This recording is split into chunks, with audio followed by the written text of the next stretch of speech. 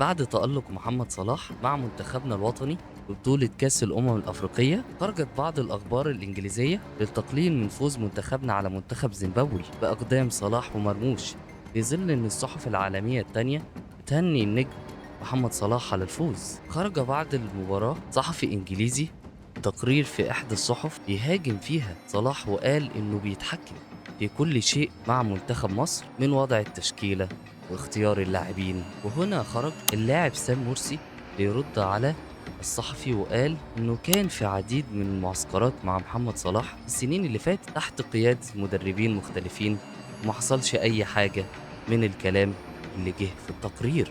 والسبب هنا في تغيير نظرة الاعلام الانجليزي والمحللين والرياضيين ضد صلاح، لانه مازال يكسر ارقام هما في الأصل ما عملوهاش في إنجلترا. بالإضافة إنه عربي إفريقي، ده غير إنه خرج عن المعتاد واتكلم بنفسه على اللي بيحصل معاه من غير الرجوع ليهم، وده حق. وبنشوف بعدها أكتر من حد اتكلم على السلبيات اللي بتحصل في كواليس الدوري الإنجليزي، زي ماريسكا وبرونو وفابريجاز. ما تنساش تشاركني برأيك، ولو عجبك المحتوى ما تنساش تعمل شير ولايك وسبسكرايب. سلام.